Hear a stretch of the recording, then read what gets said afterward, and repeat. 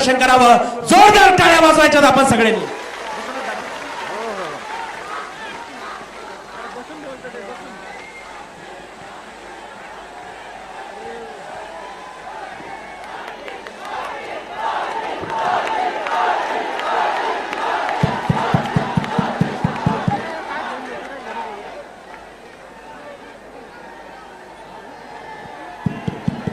ठीक है क्या और क्लोज करो क्या और झूम करो क्या ये ठीक नहीं ना वो दंडे आ रहे जिसमें वो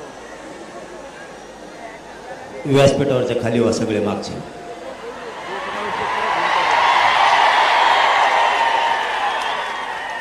ठीक है क्या अभी अभी ओके क्या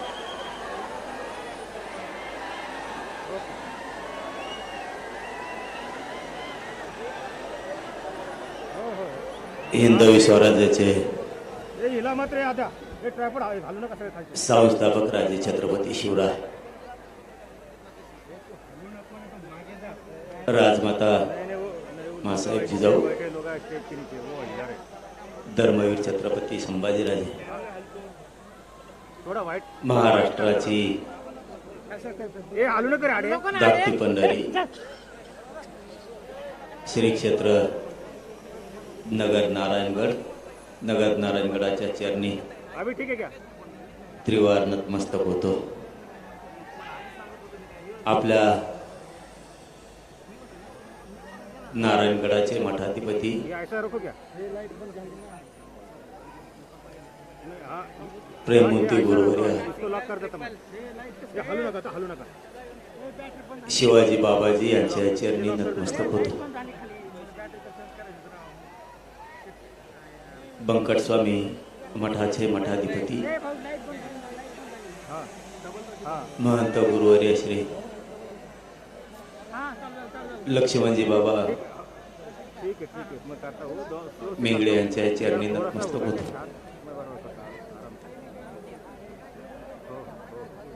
आणि अपवित्र नारायणगडाच्या कुशीत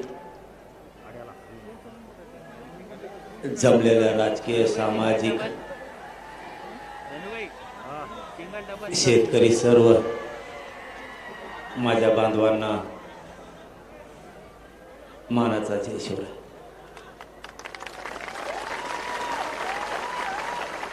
आणि विराट संख्येनं जमलेल्या माझ्या तमाम मराठा बांधवांना माझ्या मानाचा जय शिवराय.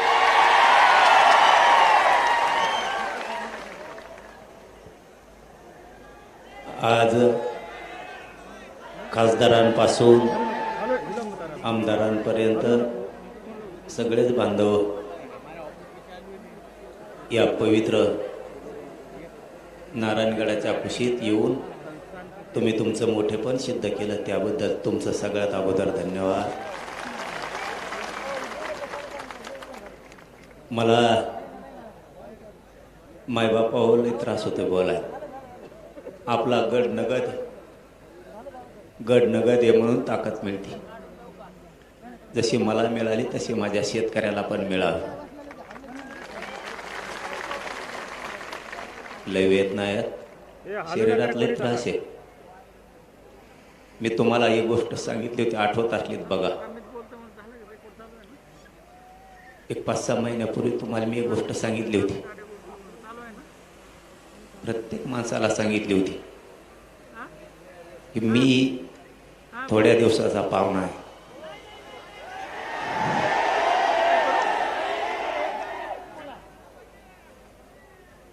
आणि आपण मुंबईला जायची हाक दिली, कारण मी एक गोष्ट तुम्हाला सांगितली होती, शेवटी शरीर आहे, काही सांगता येत नाही. माझ्या गरिबाच्या लेकराचं मला आयुष्याचं कल्याण करू द्या, मुंबईला चला. कारण मी त्याच वेळेस एक गोष्ट सांगितली होती, मी आहे तोपर्यंत माझ्या समाजाच्या लेकराला आरक्षण दिलेलं मला बघायचं. माग कुणी हटू नका, कुणी माग सरकू नका, अशी संधी पुन्हा सोडू नका. हे मी तुम्हाला सांगितलं होतं. तुम्ही आत्ता साथ दिली तर माझ्या समाजाच्या लेकरा बाळाचं मी आयुष्याचं कल्याण करू शकतो. आणि तुम्ही मुंबईला साथ दिली आणि 75 वर्षातनं लढाई जिंकलेली मराठ्यांनी, GR घेऊन मराठ्यांनी लढाई जिंकली.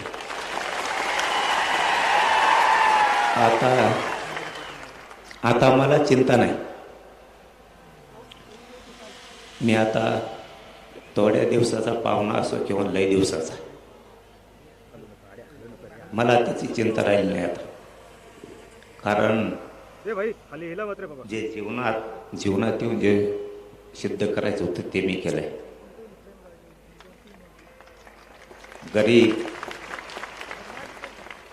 गरीब मराठा समाज खूप होरपळत होता. तो होरपळताना बघवत नव्हता. मी कधी नाटक केलं नाही, मी कधी समाजाला खोटं बोललो नाही. एक गोष्ट खरी, एखाद्या वेळेस 1-2 पावलं मागं पुढं सरकवलं असत. एखाद्या वेळी चूक झाली पण असत,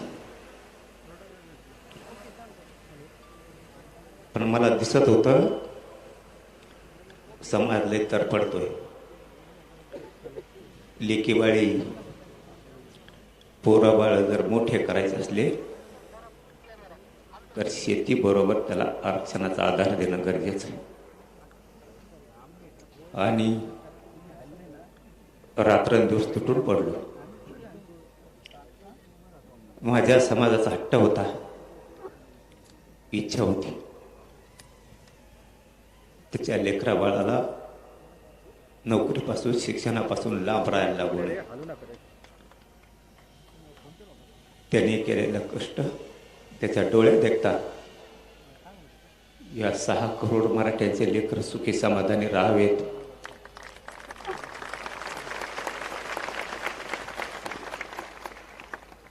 कधी शांत बसलो नाही, पूर्ण आयुष्य जिजवलं. आता मला काही वाटत नाही. खूप जणांनी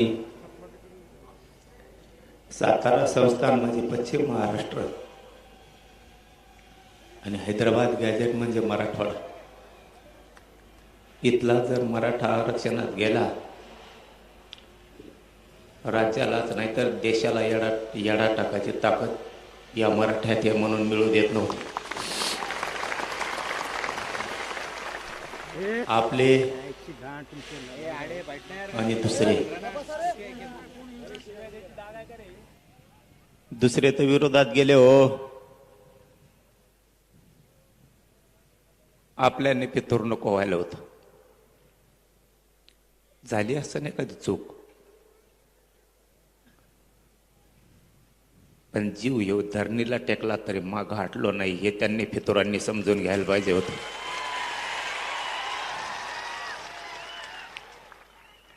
लढणारा मी आहे, लढणारा माझा समाज आहे. तुम्हाला ऐकून तुमच्या रक्ताशी गद्दारी करून जर मी मोठा झालो असतो मग तुम्ही फितुरी करायला पाहिजे होती. तुमचं रक्त आमचं असून सुद्धा इतकं भेसळ रक्तासारखं तुम्ही कसं वागलात हे मात्र मराठ्याला नाही कळालं. आमच्या सोबत तर नाहीच, पण मिळालंय त्याच्यात सुद्धा समाधान व्यक्त करू देत नाहीत. तुम्हाला आयुष्यात काही देता नाही आलं. एक सांगू का, 45 वर्षाची लढाई जे काहीच करता नाही आलं यांना, पांढरे कपडे घातले आणि मोठ्या गाड्यात हिंडले, फक्त टीव्हीवरती बोलले आणि पुस्तकं वाचले, याच्यातच यांनी यांचं मोठेपण आणि मर्दानगी गाजवली. समाजाला यांना काय देता नाही आलं. मी आणि माझ्या गरीब मराठ्यांनी एका वर्षात 58 लाख लोकांना आरक्षण दिलं. 3 कोटी मराठी आरक्षणात घातलं. मी आणि माझ्या गरीब मराठ्यांनी पुढच्या वर्षात मराठवाड्याचा हैदराबाद गॅझेटियरचा जार घेतला आणि पश्चिम महाराष्ट्राचं सुद्धा गॅझेटियर घेतलं. 2 वर्षात सगळा मराठा आरक्षणात घातला.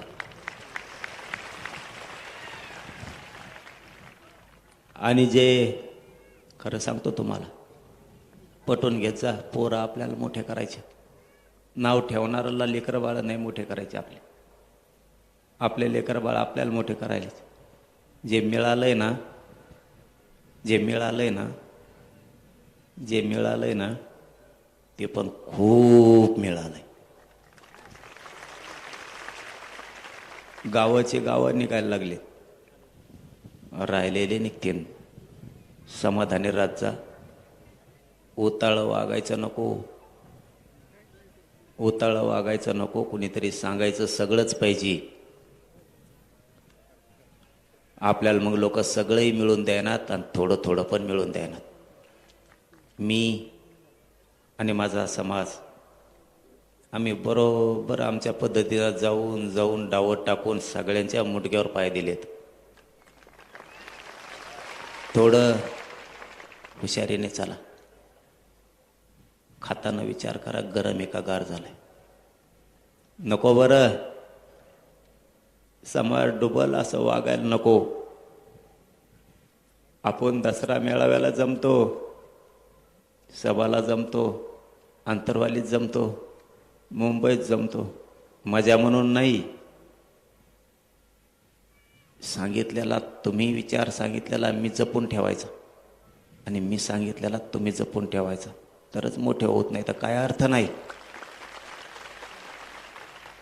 नुसतं आलो, बसला, इकडं तिकडं फिरला, झाडाखाली गेला, पुन्हा सभात येऊन बसला.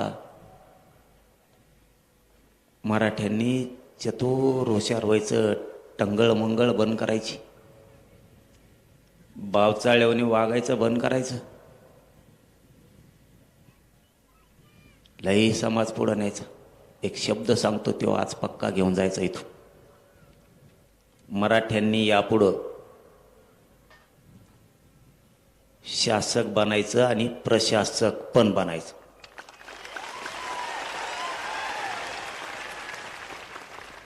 मराठ्यांनी डोकं लावून हुशारीनं शासक बना, प्रशासक बनवा. शासक जर बनलात, कोणाला मागायची गरज नाही पडणार. शेतात काम करता करता, घरात काम करता करता, व्यवसाय करता करता, शेतीचं काम करताना, नोकऱ्या करताना शासक बनायचं डोक्यात राहू द्या.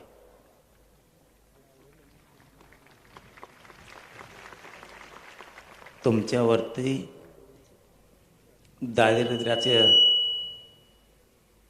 दारिद्र्याचा आलेला गंज जर काढायचा असला, तुम्हाला शासक बनावं लागणार आहे.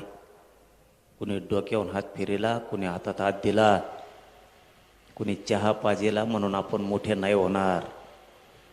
या दसऱ्याच्या निमित्तानं सांगतो, जातीला सांभाळायचं असलं, जातीच्या अडचणी दूर करायच्या असल्या तर तुम्हाला शासक बनावं लागेल. आणि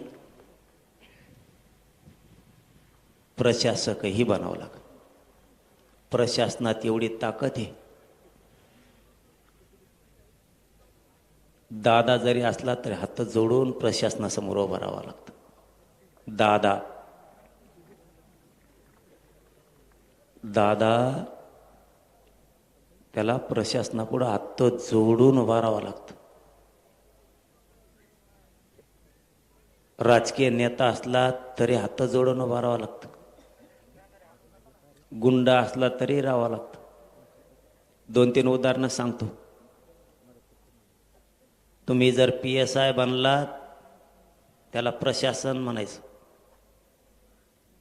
तुम्ही तहसीलदार, PSI, SP, कलेक्टर जर बनलात, कसलाही दादा तुमच्या पुढं हात जोडून उभा राहील. कसलाही नेता तुमच्या पुढं हात जोडून उभा राहील. समजून घ्या. आज दसऱ्याच्या निमित्तानं तुम्हाला काय सांगतोय, लेकरा बाळांसाठी ही आयुष्याची शिदुरी आहे. नुसते कष्ट करा आणि नुसतं पळा, एवढंच करू नका. तुमचं पोरगं, तुमची पोरगी PSI झाली, तहसीलदार झाली, कलेक्टर झाली, SP झाली,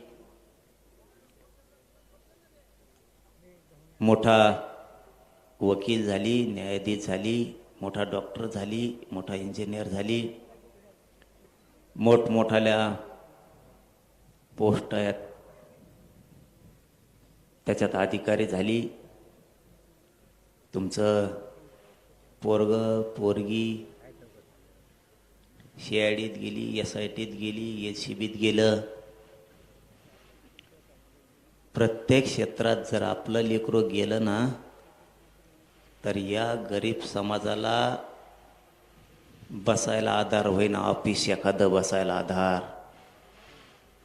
सगळे बोगस लोक जाऊन बसलेत तिथं, बोगस आरक्षण घेतलेले, बोगस.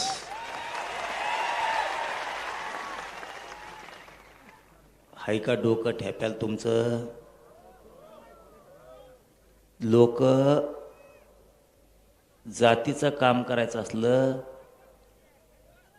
सत्ता असो नाही तर नसो, बरं का पोराओ, सत्ता असो नाही तर नसो, प्रशासनात जर आपले अधिकारी असले ना, राईट खुटात ठोकीत आहे ते. सत्ता असो नाही तर नसो. म्हणून आजपासून एक गोष्ट लक्षात ठेवा, आता आपल्याला प्रशासनात लोक घालायचे. खूप पोराने पोरी अधिकारी करायचे प्रत्येक क्षेत्रात. आणि दुसरं, तुम्ही शासक बना, कोणाला फोन लावायची गरजच नाही, लगेच काम. सगळे बसले त्यांचे, आपले घालते दारात येडे. चूक तुमची आहे. कशी चूक आहे सांगू गो? सांगतो तुम्हाला कशी चूक आहे तुमची. तुमच्या डोक्यातली दया मायात जाय ना आणखी. तुमच्या डोक्यात किडे पडलेत, किडे. तुमच्या डोक्यातली दया मायात जाय ना आणखी. एखाद्याने जर आपल्या जातीचा अपमान केला, बोलायचं काही खाय ना, पण मरूस तर त्याला झटका दाखी जायचा, मरूस तर.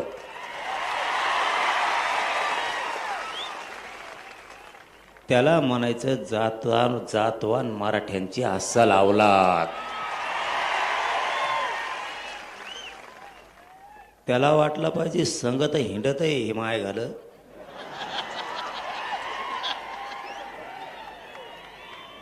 पण इतके माया जवळचे लोक फोडून येणे मला पारडं कस काय?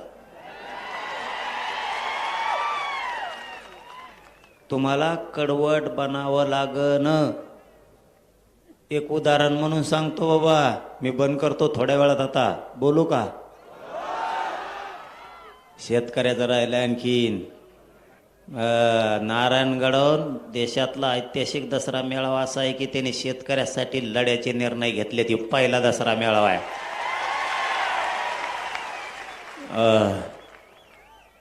तुम्हाला विसरायचं नाही का सांगतो? कारण सांगतो. मला इथं ते विषय नाही बोलायचे, पण उगा थोडी चुनूक सांगतो विसरायचं का नाही. हे काय करतेत, निवडणुकीच्या आधी थोडा आपल्याला डवचित येत. आणि डोचेलं की मी तिकडून उत्तर देतो आणि मी उत्तर दिलं की 3 ते 4 महिने गप्प बसते. त्याचा अर्थ समजून घ्या, भेले नका म्हणू त्याला, नीट काय बोलतोय ते ऐका. ते तिकडून असं एक शब्द आपल्या काळजाला लागन असा बोलते, जसा की गुलामीचं गॅजेट म्हणणारे माकडं, अवलादी, ज्या भिकार अवलादी गुलामीचं गॅजेट म्हणायचं आणि 3-4 महिने गप्प बसायचं. मी काय सांगतो नीट ऐका. ते एकटंच नाही, असे जे जे बोलते त्यांच्याबद्दल सांगतो. तुम्ही ना किडे पडेल डोक्यातले जाळून टाका, ध्यान ठेवा जरा काय ती. बर, आता मी सांगितलं मग त्याला उत्तर, आमचं गुलामीचं गॅजेट हे. मग इंग्रज काय तुमच्या घरात राहत होता का?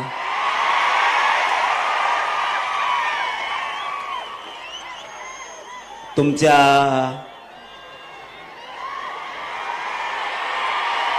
परिवारातला आहे का? ऐका रे, ऐका ना, मी काय सांगतोय ते ऐका. अर्थाचे गैरअर्थ करते, त्यांच्या घरात राहतो का म्हणजे लगेच ते दुसराच अर्थ काढते. तसा अर्थ नाही मा तसा अर्थ नाही. अर्थ नीट समजून घ्या. मी गडावर आहे, अर्थ नीट समजून घ्या. त्यांनी सांगितलं आमचं गुलामीचं गॅजेट हे. त्या नागतोडीला मी बोललो का? नाही बोललो. कोणाला बोट लावायची गरज आहे का? आणि मग मग मी बोट सुरू केल्यावर त्याच्यासाठी लोकांच्या लेकरा बाळाला तुच्छ लेखायचं नाही. तुम्हाला त्याचा अर्थ कळतो का? गुलामीचं गॅजेट आपल्याला लागू केलं म्हणजे गॅजेट गुलामीचं होतं, म्हणजे आपले लेकर सुद्धा गुलाम समजता. खरे हराम करो तुम्ही आमचे. आमचे जे जे त्या पक्षात काम करतात, तिच्या संघ कामं करतात, त्या मराठ्याच्या पायदाशी कोण कोण आहेत? मराठ्याच्या पायदाशी हो, तुमची खास पायदाश आहे ना तुमची, तर तुमच्या पोराला, तुमच्या जातीला गुलामीची अवलाद म्हणलंय. करतो का प्रचार झकमाऱ्या? अरे 10-5 लाखाच्या कामासाठी कवरसाठी तू रे स्वाभिमान जागा ठेव रे. तो जातीला घाण बोललं गेलं, घाण. तुझ्या जे जे तिथं त्या पक्षात तिच्या सोबत काम करतात त्यांच्यासाठी सांगतोय. खास तुमच्या अवलाद जर मराठ्याची असली ना आता, तर तुमच्या मराठ्याच्या लेकराला गुलाम म्हणलंय, गुलाम. मग आपली जर गुलामीचे पैदाशे असं जर त्यांचं म्हणणं आहे, तर मराठ्यांनी तिथं कशाला झक मारायला काम करता? तुमचा स्वाभिमान जागा व्हाव द्या ना. अरे गेलं राजकीय करिअर खड्ड्यात, गेलं 10-5 रुपयाचं काम काढी लावीत. अस्सल जातवान मिश्या पिळणाराची अवलाद आहे. कशाला कोणाच्या पायाखाली काम करता, पायाचा टोन. आता त्यांनी काय सांगितलं, हे गुलामीचं गॅजेट कशाला लागू करता? मोगाचा प्रश्न अर्धवट राहिला आणि तुम्ही तिसरंच जोडिता म्हणून सांगतो. मग आता आमचं गुलामीचं गॅजेट हे निजामचं. बर ठीक. मग इंग्रज काय तुमच्या परिवारात राहत होता का घरात राहत होता? त्याचं कारण काय? तुमचा परिवारातला आहे का त्यो? निजाम आमच्या परिवारातला नाही म्हणून गुलामीचं. मग आता इंग्रज हे तुमच्या परिवारातला आहे का म्हणून 1931ची जनगणना घेतली आणि तुम्ही त्याच्या जीवावर आरक्षण घेतलं? तुम्हाला त्यानेच आरक्षण दिलं इंग्रजाच्या जनगणनेनं. इंग्रजाच्या जनगणनेनं आरक्षण दिले तुम्हाला. मग तुम्ही कोण? असं आम्ही म्हणायचं का? म्हणलो नाही. म्हणलो नाही. आपण तुमच्यासारखे बिघडलेल्या रक्ताचे नाही.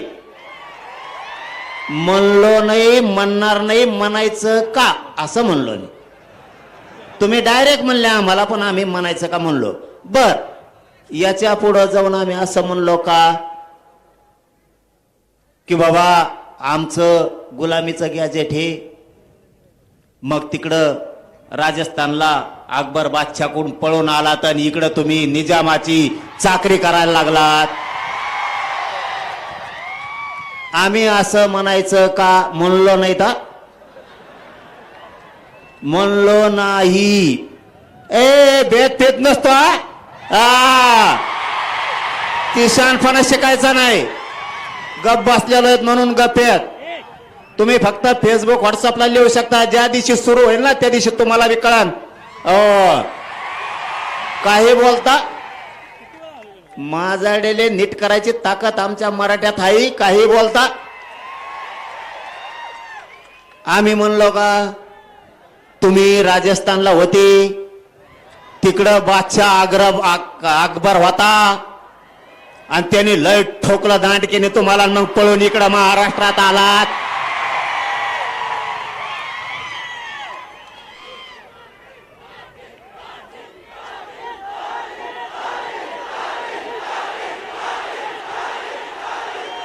आणि मग तुम्ही निजामाच्या जनारा संभळणाऱ्या बनलात. व्यापारी म्हणून आला तर राज्यकर्ते म्हणलात चला व्हा माघारी. आम्ही असं म्हणायचं का? म्हणलो नाही.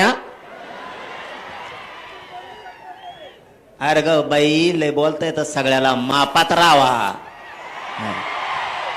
याच्यासाठी झक मारायला मराठ्याने तुम्हाला 30 वर्ष निवडून नाही दिलं.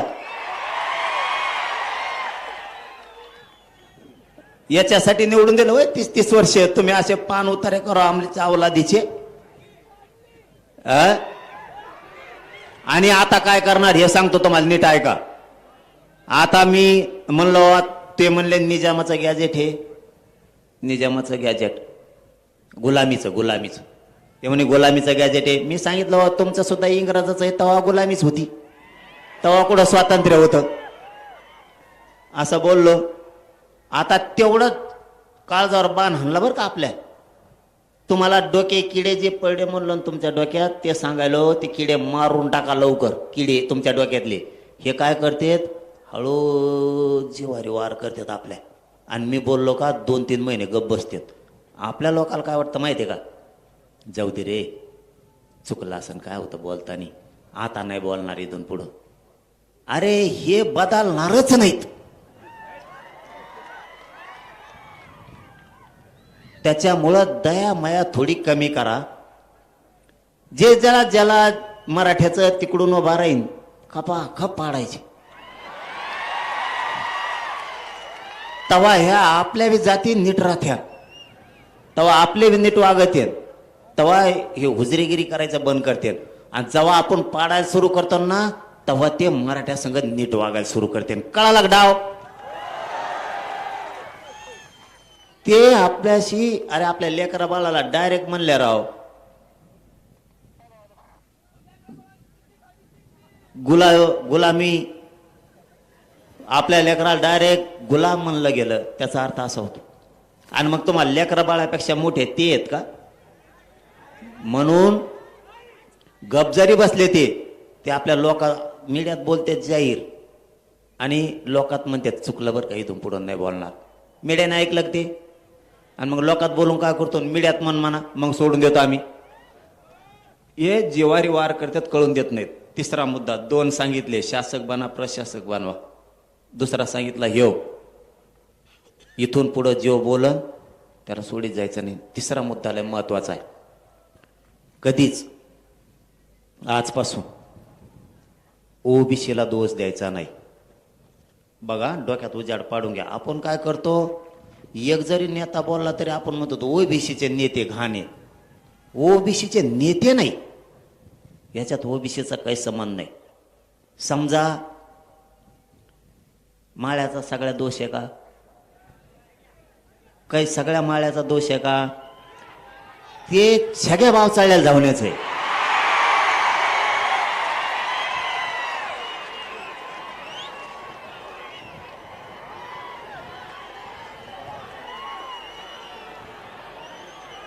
त्याला काय करायचं आता? त्याला म्हशीवणी थोड्या दिवस पाण्यात बांधायचं. त्याला मी बांधितो, थांबा तुम्ही मला नीट होऊन द्या रे, मी नीट व्हायना रे. मग शरीर मला साथ द्यायला नाही तर यांचा दुमता काढायला मेले पक्का आहे. लावले का नाही 150 पावणे 200 कामाला लावले का नाही रे? नुसते तज्ञाला घेऊन बसत येत. याला काय झालं, त्याला काय झालं, ते कसं काय बसलं, हे कसं काय बसलं. कुळातच कम घेतले, बिगर कुळाचे कम घेतले, सगळं गॅजेटच कम लावलं आणि मग मराठीत आत गेले. आत नाही जातात का बाहेर तरी कवर ठेवतो होय ना बाहेर तो. आता इथून पुढं ज्या जातीचा माणूस बोलन त्याला ओबीसीचा नेता नाही म्हणायचा. येथून पुढं एक ध्यानात घ्यायचा घडवून जाणाऱ्या प्रत्येक महाराष्ट्रातल्या माणसाने ओबीसीचा नेता बोलला ते काय करताय चाभऱ्यापणा हे आत्ताशी आपल्या डोक्यात आलंय. आमच्या ओबीसीवर अन्याय होतो. मग आपण सगळ्या ओबीसीला बोलवतो का नाही? ओबीसीवर अन्याय नाही. याची लाभार्थी थोडी जात आणि ह्यो दोनच धरून मागा लागा जायचं. ओबीसी इथून पुढं बोलायचं नाही. समजा उदाहरणार्थ इथून पुढं, आता इथून पुढं लक्षात ठेवा, समजा आता थोड्या माळी आणि थोड्या माळ्याचा नेता छगन भुजबळ, बाकीच्या नेत्याने काही, बाकीच्या माळ्याने काही केलं का आपलं? उगाच उगाच सगळ्याला चेंगरीतो आपण बी. छगन भुजबळ आणि त्याचे लाभार्थी माळी तेवढीच जात, बाकीच्या माळी आपली. धनगराचा नेता आपल्या विरोधात बोलला, धनगराचा नेता आपल्या विरोधात बोलला. समजत आहे तुम्हाला मी काय बोलतोय? धनगराचा नेता आपल्या विरोधात बोलला, सगळ्या धनगराचा संबंध नाही. ते थोडं ते 10-5 त्याचे धनगराचे लाभार्थी आणि त्यो बाकीच्या धनगराला देणं घेणं नाही. त्यामुळे इथून पुढं जो जातीचा बोलन ना त्याला त्याच्या जातीत तोलायचा, आता ओबीसीत तोलायचं नाही.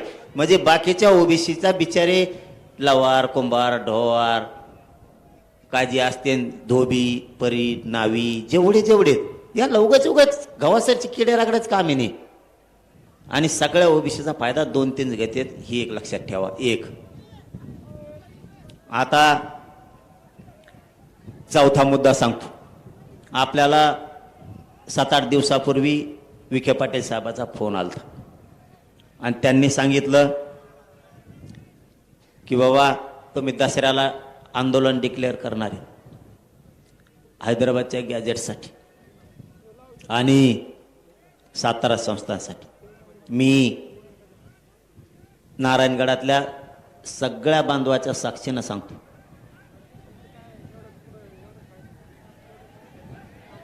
काय रे खाली बसा, खाली बसा. काय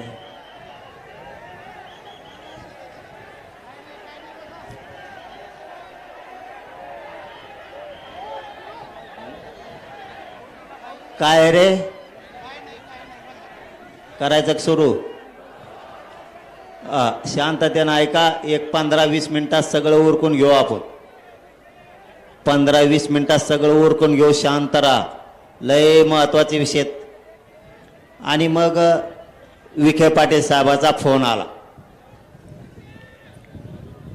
शांत बसता का? नाही तर मला सांगा काय मी नीट करू शकतो. आणि दुसऱ्याचा जर असला तर घरात जाऊन नीट करू शकतो. माया नादी लागायचं नाही. तुम्ही 12चे तर आम्ही 14चे आहेत. मग तसल्या भानगडीत पडायचं नाही. शांत राहून द्यायचं. मराठ्याचा असल टाकली फिकली असली चलून दे थोडंफार. पण दुसऱ्याचा जर कोणी असं ना वळवळ करत असं ना घरात घुसवून हाणायची ताकद आहे आमच्यात. घरात घुसवून लय सहन केला भाऊ, लय लोकांनी त्रास सहन केला. 75 वर्ष माया मराठ्याच्या, तुला काय सांगाव. कसल्याने यायचं आणि आमच्या आईला घोडा लावून जायचं. बासरे त्याच्यासाठी जीवन नाही. तुमच्या हातात जे आहे ना तितकं धारधार आमच्या सुद्धा हातात आहे. तुमची जशी भाषा तसं आमची वागायची तयारी आहे. आता तुम्ही आमच्या लेकेबाळीला जगू देणार, तुम्ही आमच्या पोरायला जगून देणार, तुम्ही आम्हाला आरक्षण घेऊ देणार, नोकऱ्या खाऊन देणार. माजलात का दादागिऱ्या करून? दादागिऱ्या तुम्हाला वाटतं तुम्हाला दादागिरी ना, आमच्यात दादागिरी नाही.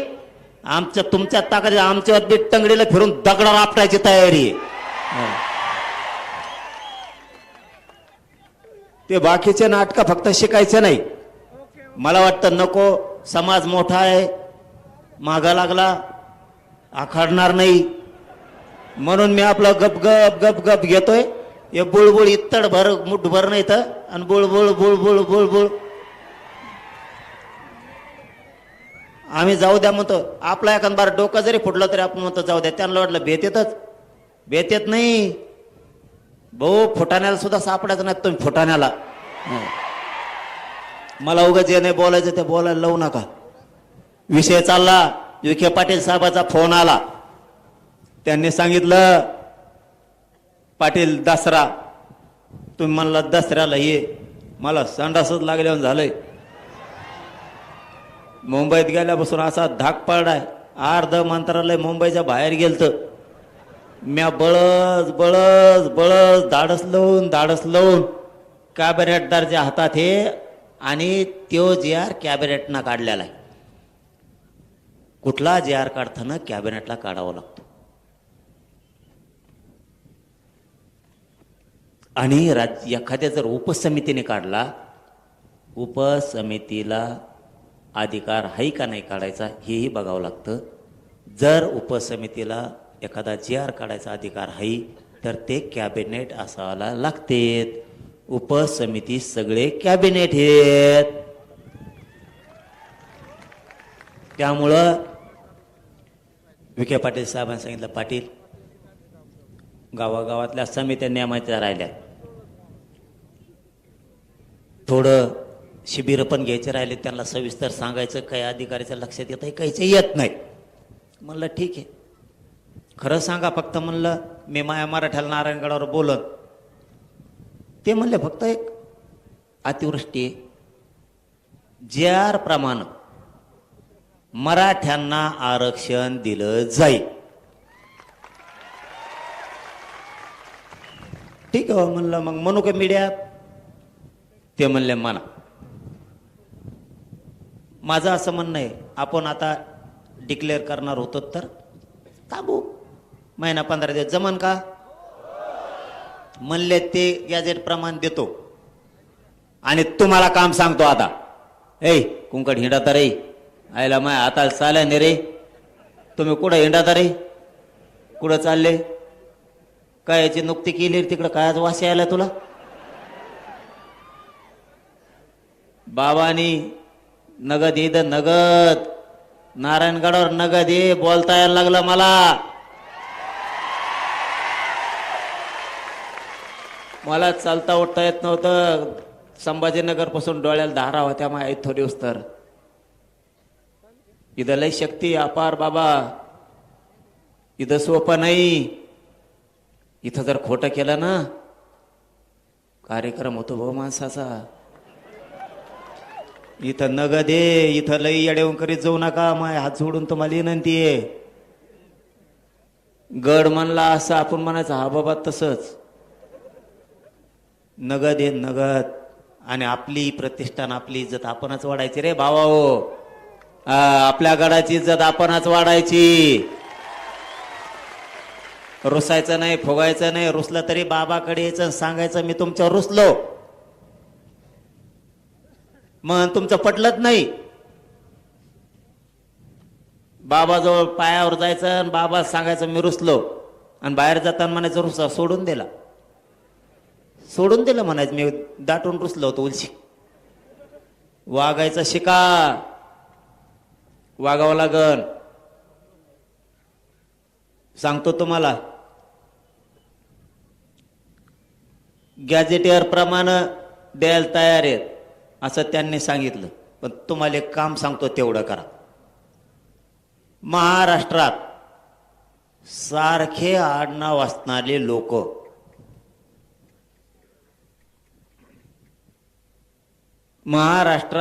सारखं आडनाव असणारे लोक म्हणजे महाराष्ट्रात तुमच्या आडनावासारखं कोणाकडेही कुणबी प्रमाणपत्र जर निघालं असलं तर त्याचं शपथपत्र घेऊन मराठवाड्यातल्या लोकांनी अर्ज दाखल करा. नुसतं बोंबलू नका. आरक्षण नाही काम करा. पुन्हा एकदा सांगतो, नीट ध्यान द्या.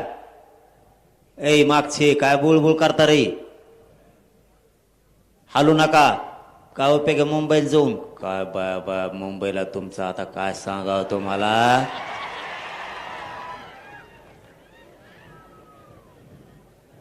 तुमच्यासारखं आडनाव असणारे ज्याच्याकडे कुणबी प्रमाणपत्र असन त्याला फोन करा आणि विचारा, तो कुणबी प्रमाणपत्र निघालं का? तो मग आडनाव सारखंच आहे. त्याचं कारण सांगतो. तुमचं आडनाव जसं आहे तसंच ज्याच्याकडे महाराष्ट्रात कुणबी प्रमाणपत्र असन ती तुमची भावकी आहे. 1 2 तुमचे त्याचे नाते संबंध आहेत. 3 तुमचं आणि त्याचं कुळ एक आहे. आहेत ना ठेप्यावर सगळे? अर्ज गावा करता रे? नुसते म्हणता आरक्षण नाही ना अर्जच करीनात. मला दिवाळी पोस सगळ्यांनी अर्ज केलेले पाहिजे.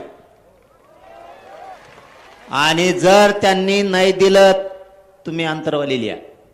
सांगा इथं माया आडनावासारख्या माणसाचं प्रमाणपत्र होतं, त्याच्या नामची भावकी आहे, त्याचं नामचं कुळ आहे, त्याचं नामच्या नातेसंबंध आहेत, पण अधिकाऱ्याने दिलं नाही.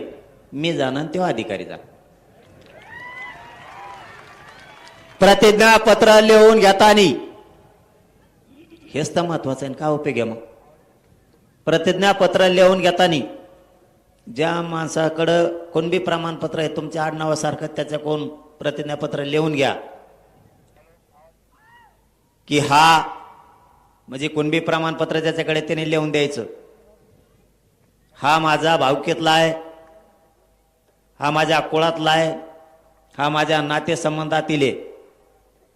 याला शिक्षणासाठी, नोकरीसाठी, शासकीय योजनेसाठी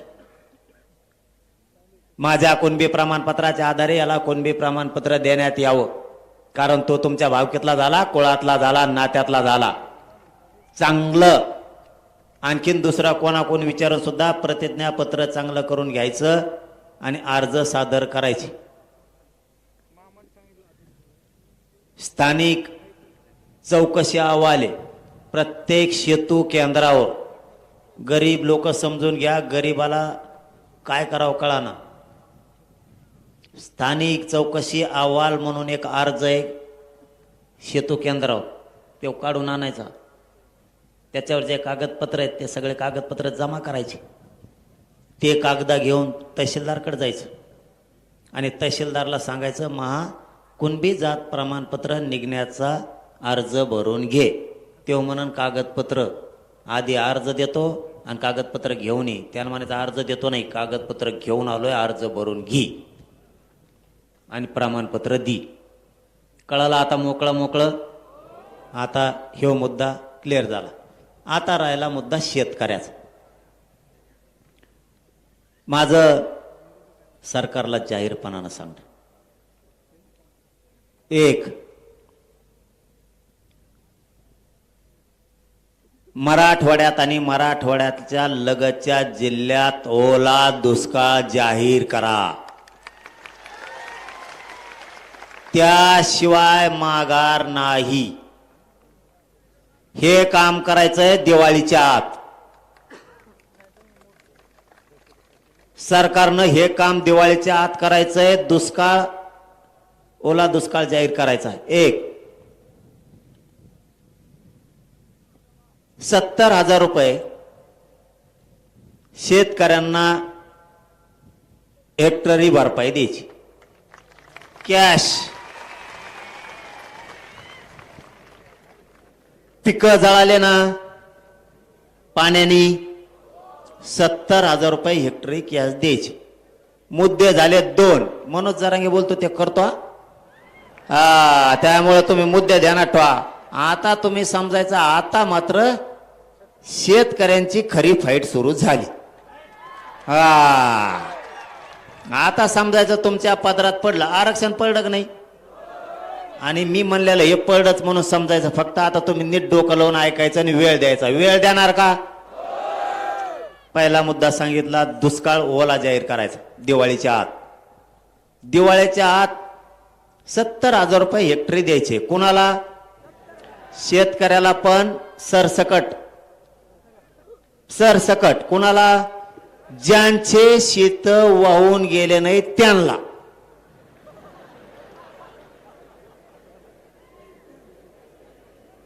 शेत वाहून गेले नाही त्यांना म्हणजे त्यांच्या शेतात पाणी साचलं, पीक जळून गेलं, म्हणजे त्याचं 70,000 रुपये हेक्टरी नुकसान झालं. आता राहिला दुसरा, ज्याच्या नदीच्या शेजारचे वावर वाहून गेले आणि पीक वाहून गेलं त्यांना 1,30,000 रुपये भरपाई द्यायची.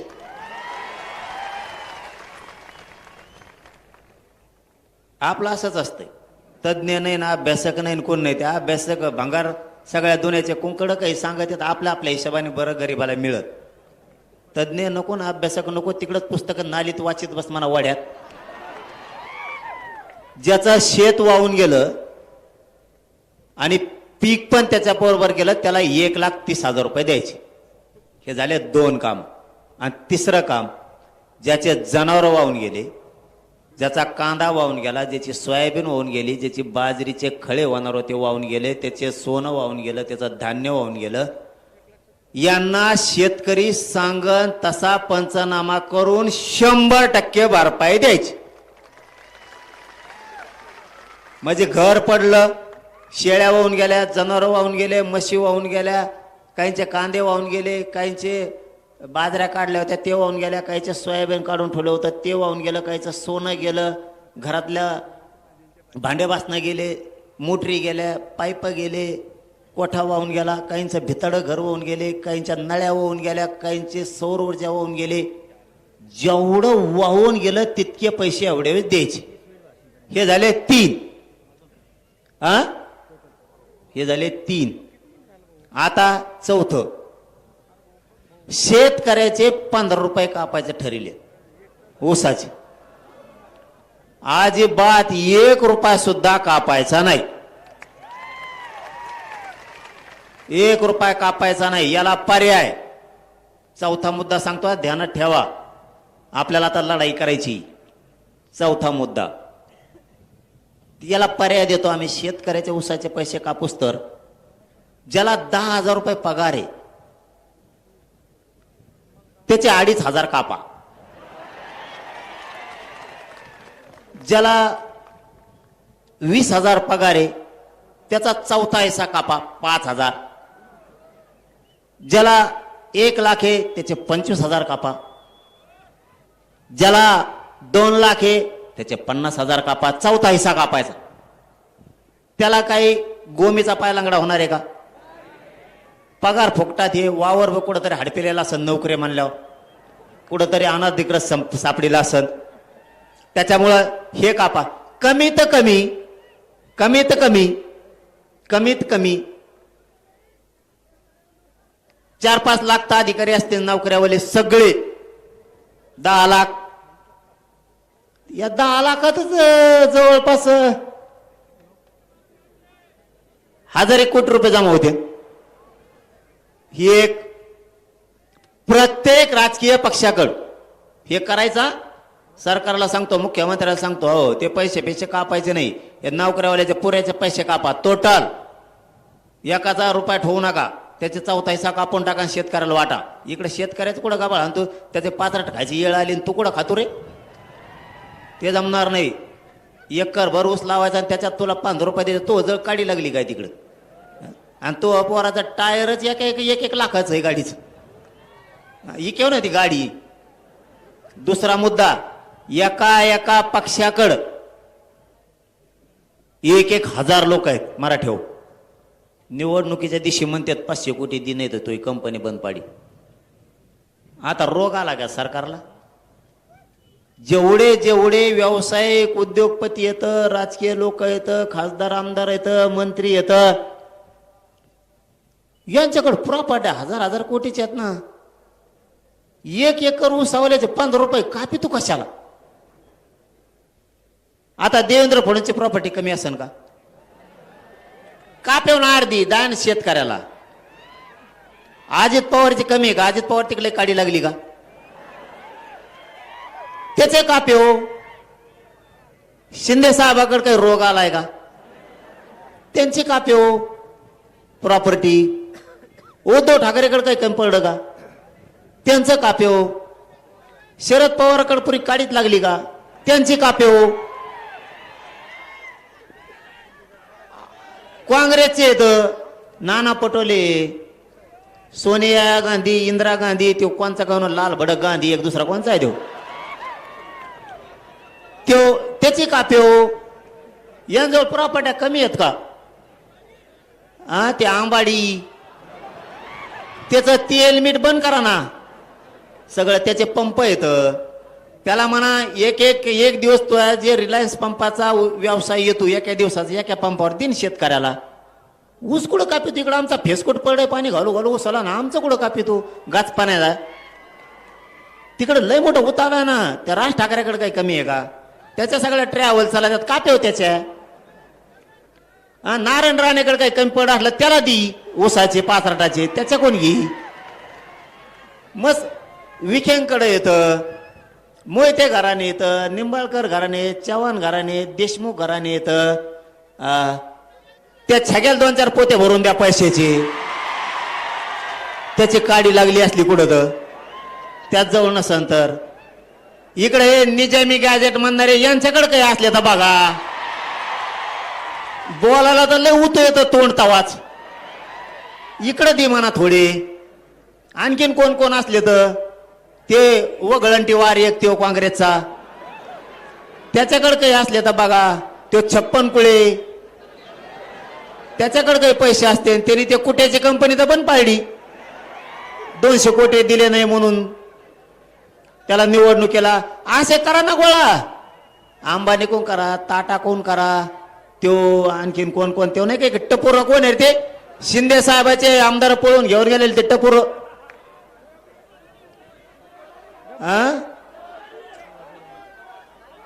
ते नाही उंटावणे नाकाचं दे.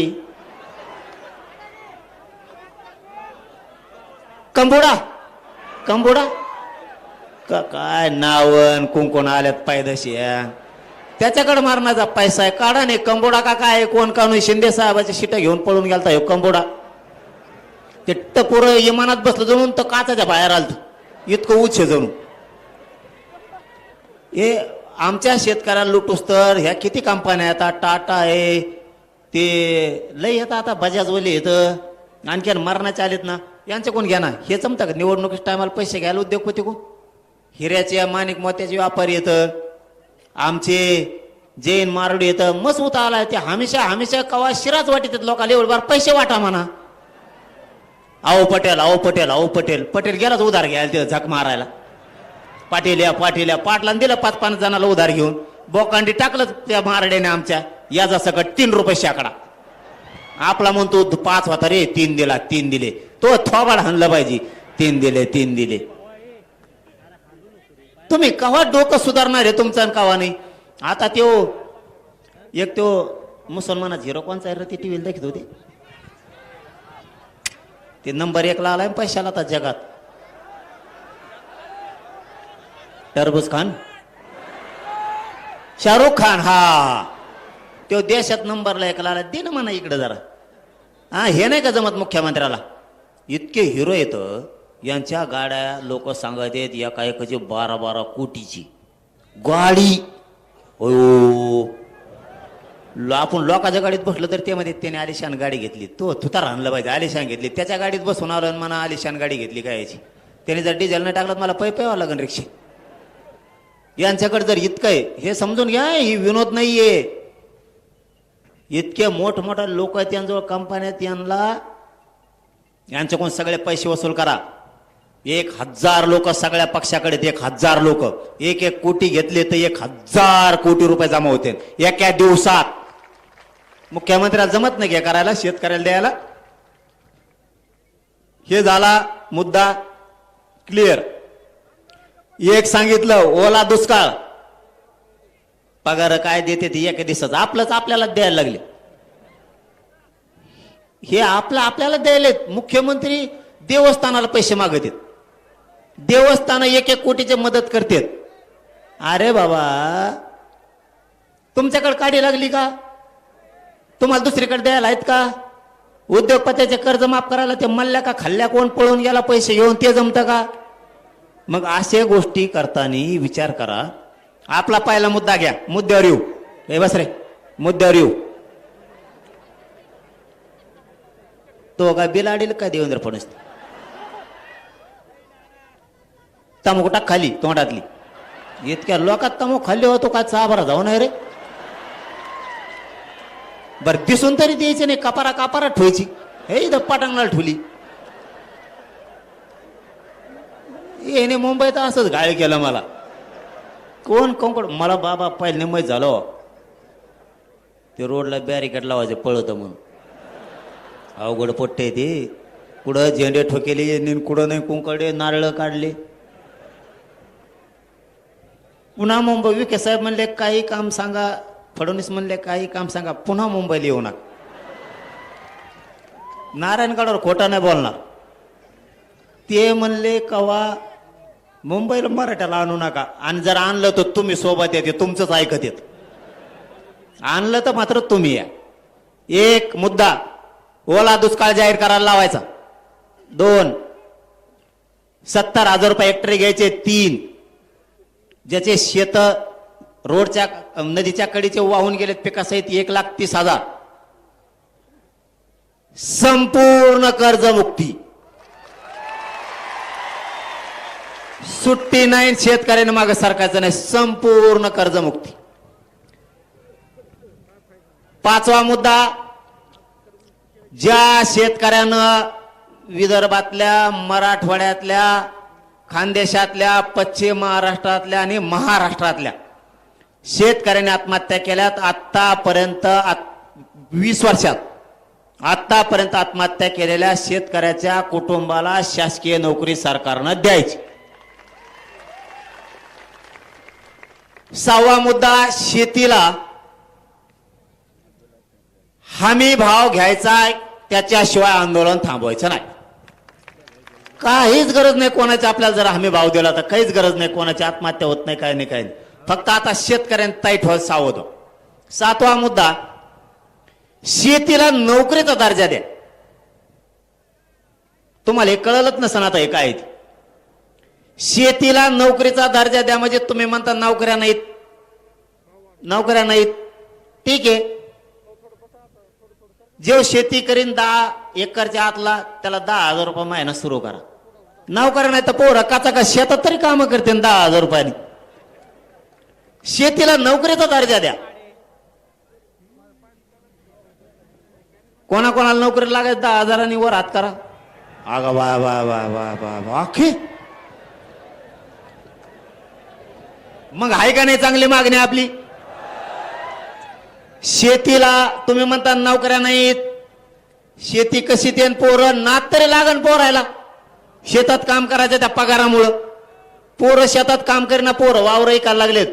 आणि 7वा मुद्दा, शेत इकायचे नाही. शेत कोणी इकायचे नाही.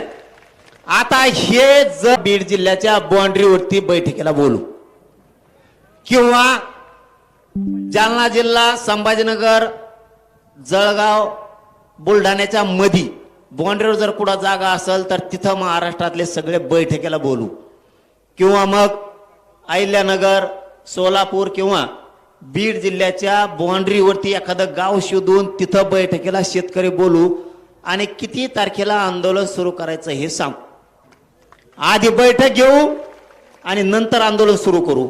शेतकऱ्याला न्याय देऊस तर मागं हटायचं नाही आणि 15 ते 1 महिन्याचा वेळ आपण सरकारला पुन्हा गॅजेटसाठी देतोय, त्याच्यानंतर नाही.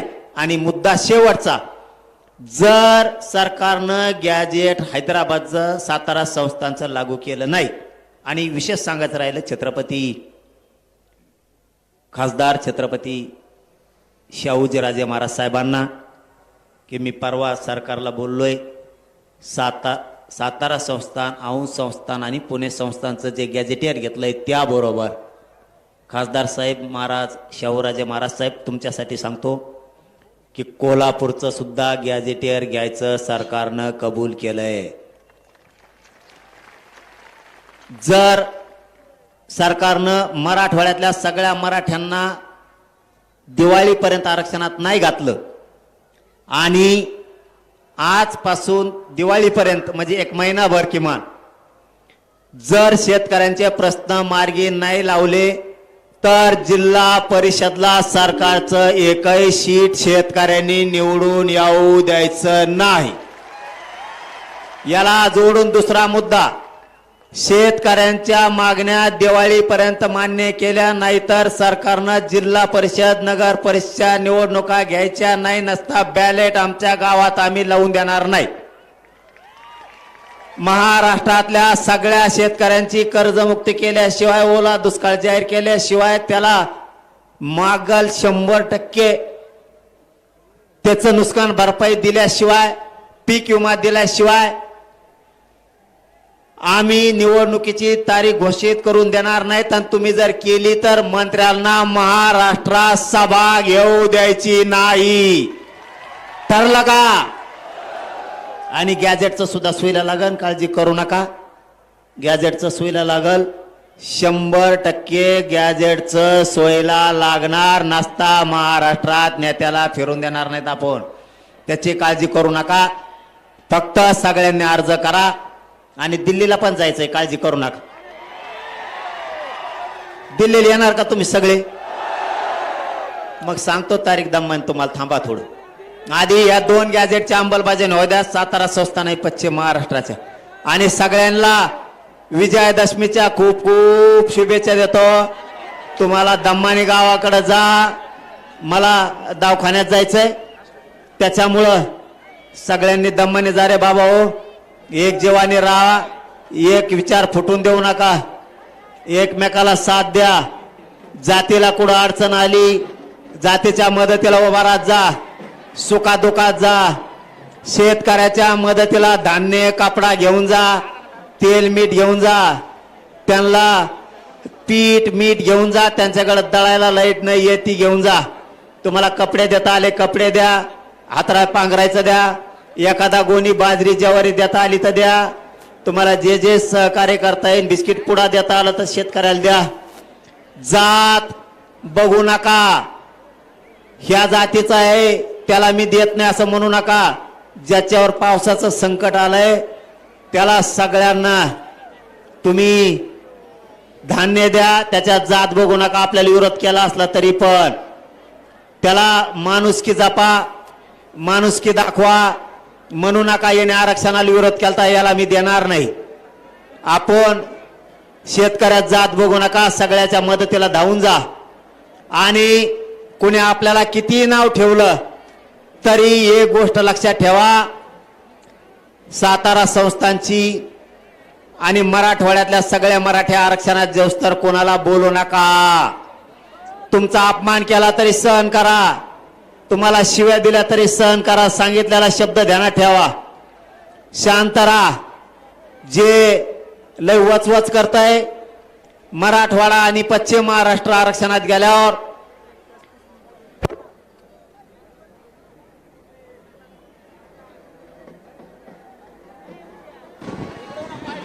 Hello hello hello hello hello कोणी जर आपल्याला त्रास दिला, त्रास सहन करा, माझा ऐका. गरज आहे आपल्याला मराठवाडा आणि पश्चिम महाराष्ट्र आरक्षणात जाऊस तर एखाद्या शिया दिला, त्रास दिला तरी सहन करा. लय वळवळ करतोय का एखादा? पश्चिम महाराष्ट्र आणि मराठवाड्यातले मराठी आरक्षणात गेल्यावर पहिला नंबर त्याचा लावून एक महत्वाचं सांगतो, यांना कुत्र सुद्धा विचारित नाही म्हणून आपल्या विरोधात बोलते. त्यांच्या अंगावर जाऊ नका. घेण्यात देण्याचं संरक्षण लावायसाठी तसं करते ती. संरक्षण इकडून तिकडून हिंडाव, यांना त्यांच्या जाती सुद्धा किंमत नाही. पण आपले लोक त्यांच्या अंगावर गेल्यामुळं त्यांना ते संरक्षणासाठी करतेत, फोकसला यासाठी करतेत, मीडियात राहण्यासाठी करतेत. त्यांची काही अवकात नाही, त्यांना काही महत्व नाही, त्यांच्यात लाज पण नाही. समजून घ्या रे बाबा हो. इकडे येतेत, बोंबलतेत, मग आपण त्यांच्या मागा लागतो. त्याला लागत संरक्षण आणि त्याला कुत्र विचारित नाही. कवा 3-4 जणच लय मजा येईल त्यांची. पण मराठी एकदा आरक्षणात जाऊ द्या आणि मग बोलून दाख म्हणा. त्याला रोडने सुद्धा नाही पाळता येणार. असं करू आपण, पण दम धरा. थोडे दिवस दम धरा. कोणाला काय बोलू नका, उत्तर देऊ नका, मीडियात देऊ नका, प्रत्यक्ष देऊ नका, कोणाला त्रास पण देऊ नका. ते मुद्दाम करतायत मीडियात राहण्यासाठी आणि संरक्षण लागायसाठी. आणि तुम्ही फक्त शांततेत घ्या आणि कोणावरही विश्वास ठेवू नका. आपण गरिबांनीच आपल्या गरिबावर विश्वास ठेवायचा आणि गरिबांनीच लढाई जिंकायची. तुम्हाला लई मोठं करायचंय. मला आणखीन मी तुम्हाला लई मोठं करणार आहे. तुम्हाला आणखीन गरीब मराठ्याला सत्तेत घालायचंय. मला सत्तेत. ज्या दिवशी तुमच्या हातात कारभार येईल तेव्हा तुम्ही चांगल्या चांगल्या नेत्याचा 30-30, 40-40 वर्षाचा बदला घेता. तुम्ही म्हणता तवाला येडे करत होता, आता सत्ता मायात येतो, हा खोटा चुपटी आता. त्यामुळे एक विचारी राहा, विचार फुटून देऊ नका. हाक मारली की येत जा. मला आता दवाखान्यात जायचंय. धन्यवाद. तुम्हाला खूप खूप शुभेच्छा. जय शिवराय. धन्यवाद. यानंतर राष्ट्रगीत. राष्ट्रगीतासाठी उभा राहा. एक पुस्तकाचं प्रकाशन दादांच्या हस्ते होत आहे आणि लगेचच दादांवर संघर्ष होताना प्रकाशन झालेलं आहे. टाळ्या वाजवा सगळ्यांनी. आणि जे चालताय त्यांनी सगळ्यांनी राष्ट्रगीतासाठी उभं राहायचंय. राष्ट्रगीतासाठी दादाला धरा. नाना